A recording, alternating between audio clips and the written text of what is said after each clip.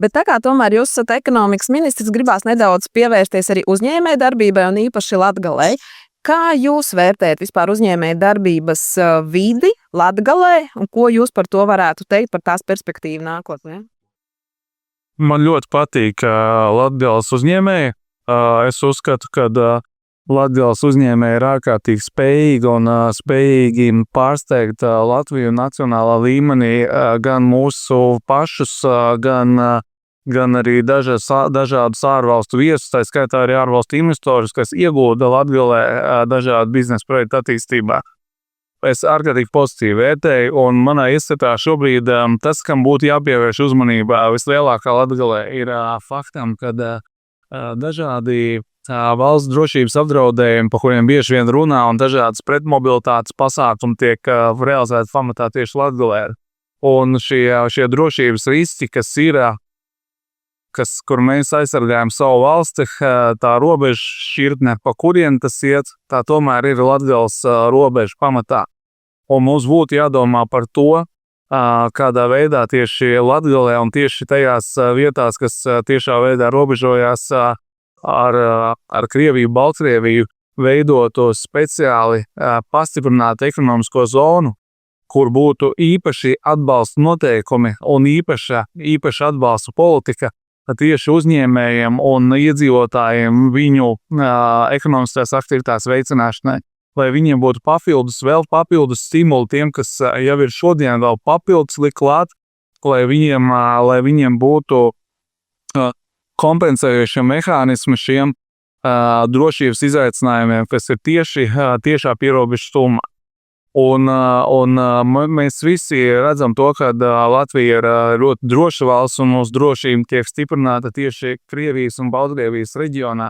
Un šiem iedzīvotājiem ir jābūt arī papildus stimuliem, kas kompensējuši šiem drošības izaicinājumiem. Bet tas ir tas, kam nākotnē, manuprāt, ir jāpievērš daudz lielāka uzmanība. Esmu par to runājis arī ar premjeru un ar daudziem citiem kolēģiem ministriem. Mums tas viennozīmīgi ir jādara. Es šo iniciatīvu katrā ziņā nesu un es gribu, lai tam būtu arī tuvākā laikā kāds taustāms rezultāts. Katrā ziņā Latgales pašvaldību vadītājiem es to esmu pārunājis, un šie Krāslavu, Ludza, Augšdaugava, Daugavpils, tas ir tieši tās vietas, pie kurām mums vairāk jāfokusējas. Ja mēs runājam šobrīd par uzņēmēju spēju, tad tiešām Latgalē ir tiešām ļoti spējīgi uzņēmēji, kas ir Latvijas līmeņa uzņēmēji, ne tikai Latvijas, bet pasaules līmeņa uzņēmēji, kas nes Latvijas vārdu pasaulē, kopju un veicina Latvijas identitāti, un tiešām par kuru ikvienu man ir milzīgs lepnums par to daru, ko viņi ikdienā dara. Un tiešām man ir pašam patiesi prieks, cik vienā Latgales vizītē apmeklēt uzņēmumus un redzēt to viņu teiksmi, patriotismu un izdomu savu tehnoloģiju radīšanā, ražošanā, pārdošanā, par ko man vienmēr ir tiešām tāds ļoti silts jūtas un tiešām liels prieks. Runājot par pašiem uzņēmējiem, parasti kā lielāko problēmu viņi saskata, tas ir kvalificēts darba spēks un investīciju piesaistes. Tie ir divi punkti, ko parasti viņi paši pasaka. Ja mēs parunājam par kvalificētu darba spēku, tad nav noslēpums, ka jaunatne ļoti aizplūst no Latgales uz Rīgu. Diemžēl tas tā notiek un ļoti mazos gadījumos viņi atnāk atpakaļ. Kas būtu tie motivējošie momenti vai kāds varētu būt iespējas, lai tos jauniešus tomēr uzrunātu un spētu mēs atgriezt atpakaļ uz pierobežu, uz Latgali? Jā, pirmais ir īresnama Latgalē. Mēs joprojām cīnāmies par pirmā īresnama būvniecību, zemocēnu īresnama būvniecību, lai cilvēkiem būtu mājoklis. Jauniešiem īpaši, lai būtu mājoklis. Otrā lieta ir tas, ko es tieši minēju, ka jābūt speciāliem atbalsta instrumentiem, īpaši Latgalē, jo jaunieši dažādu iemeslu dēļ, bet tā skaitā arī ģeopolitisko jautājumu dēļ izvēlās tomēr savu dzīvi veidot tuvāk Rīgai. Un tas ir ļoti labi, ja viņi vēl izvēlās to darīt tuvāk Rīgai, ja viņi nebrauc uz Mārupni, ja kā lidmašīnā nedodās projām. Līdz ar to šim jautājumam jāpievērš īpaši prioritāri, un cilvēku kapitāla jautājums ir ļoti, ļoti svarīgs. Tas, ko es redzu, kad Latgalē tomēr ir ļoti spējīgi cilvēki strādā, paņemsim kaut vai Pulsārs, Daugavpils lokomotīvu remontu. Šie divi uzņēmumi parāda to, ka cilvēki izglītības ir ļoti augstā līmenī, un viņi spēja tiešām darīt fantastiskas lietas. Un mums cilvēku kapitāls ir, mums jādomā, kādā veidā mēs varam palīdzēt, veidojot speciālas atbalsta programmas tieši Latgales reģionam, lai tā veicinātu ekonomisko aktivitāti. Tā ir galvenā lieta, kas būtu jādara. Lai nāk jauni ražotāji, starptautiski uzņēmumi, lai veido ražotnes, lai do šīs jaunās, labi apmaksātās darba vietas. Tas ir tas virziens, kur mēs strādājam. Otrs jautājums par kapitāla pieejamību. Un te ir jāsadala dažādos līmeņos. Viens ir tās maziem vidējiem biznesam. Tur mēs šobrīd izveidojuši mazā vidējā biznesa programmu finansēšanas, kur ir kredīti līdz 100,000.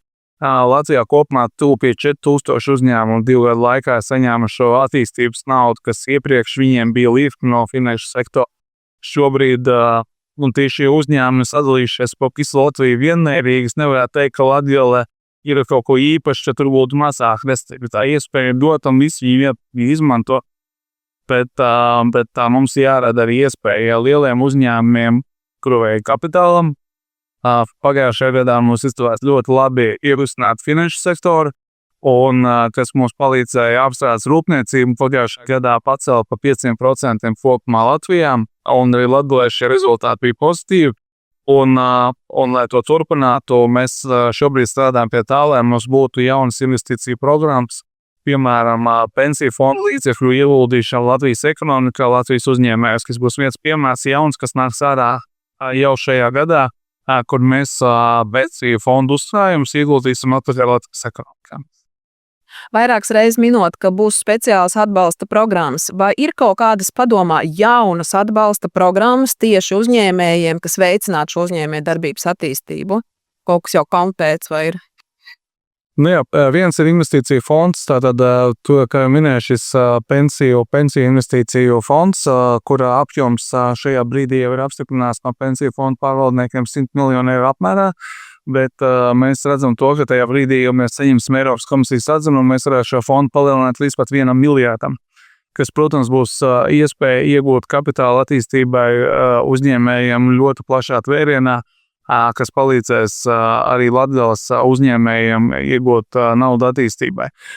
Bet, protams, mēs tāpat turpinam strādāt gan pie atbalsta programmām, gan pie garantiju programmām. Šajā gadā mums ir no ekonomikas ministrijas aptuveni 270 miljonu eiro apmērā dažādas atbalsta programmas gan inovācijām, gan ražošanas pārnesē, gan dažāda līmeņa biznesa inkubātori. Visām šīm aktivitātēm šobrīd ir pieejami atbalsta instrumenti, pa kuriem var iepazīties Altuma un Lijā mājaslapās, bet tas, kas man paši ļoti priecēja, ir tas, kā mums bija jau uzņēmumu skaits. Šajā gadā vien plus 10% pret iepriekšējo gadu, kas ir 8 gadu augstākais rādītājs.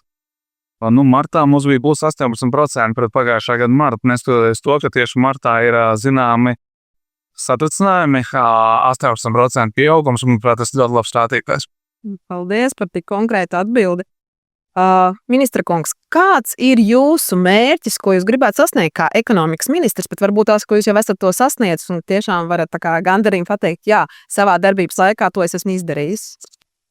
Ziniet, mums pirms 2 gadiem nācu, kad strādāt, es nospraudu vienu galveno mērķi, un es pie tā mērķa joprojām turos. Man ir bieži vien publiski un visādos formātos kritizē, un citi slavē, citi kritizē, bet tas ir ļoti vienkārši. Es gribu dubultot Latvijas ekonomiku, un es to gribu izdarīt 10 gados. Es to pateicu 2 gadus atpakaļ, un pirms gada es pateicu galvenos iemeslus, kādā veidā es to plānoju izdarīt. un viens no tiem bija piesaistīt Latvijas ekonomikai gadu laikā vairāk kā 3 miljardus eiro papildus tam, kas jau ir.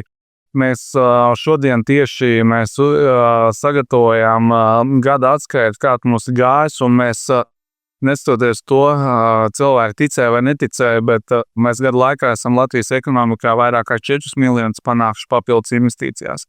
Un tas, manuprāt, ir apliecinājums tam, ka mēs gribam, mēs varam tiešām izdarīt vairāk nekā mēs apņemamies. Es joprojām stāvu un krītu par to, ka mums vajag dubultot mūsu ekonomiku. Man ir palikuši 8 gadi, lai to izdarītu. Nezinu, vai man būs tāda iespēja, bet es neatkarīgi no pozīcijas vienmēr cīnīšos par to, lai šo mērķi sasniegtu. Tas ir pats galvenais. Ir jāceļ produktivitāte, ir jāatbalsta inovācijas, jāpilnveido cilvēku kapitāls, un mēs kopīgi šo mērķi visu varam sasniegt. Ar mērķi iet eksportā. Mēs pārtaisījām pilnīgi visas ekonomikas ministrijas atbalsta programmas ar vienu mērķi. Ar veicināt uzņēmēju virzību eksportā un inovācijās. Un šodien mēs redzam jau pirmos rezultātus. Eksportējuši uzņēmumu skaits būtiski pieaudzis. Uzņēmumos veiktās inovācijas būtiski pieaugušas. Mūsu ekonomika pagājušajā gadā izgāja no stagnācijas ārā. Un es zinu, ka ja mēs šādi turpināsim, mēs tiešām arī spēsim dubultot mūsu ekonomiku, un tāds mans mērķis, pie kā es turos, lai mēs varētu caur to arī celt Latvijas iedzīvotāju labklājību. Bez tā nekas nebūs iespējams. Mēs tiešām daudz ko esam izdarījuši, par ko mēs esam pēc tam dzirdējuši, ka mēs esam uzstādījuši to kādus rekordus, tur lielākā biznesa delegācija uz Japānu, uz ASV, uz Vāciju, visur, kur mēs braucam, lielākā delegācija. Man ik pa laikam rodas jautājums, ko tie iepriekšēji bija darījuši, bet šobrīd mums ir mērķis, uz kuru mēs ejam, un mēs to darām visu ministrijā pilnu enerģiju, jaunu enerģijas cilvēku man apkārt, un mums vēl daudz darāmā uz priekšu, bet šo to esam jau padarījuši.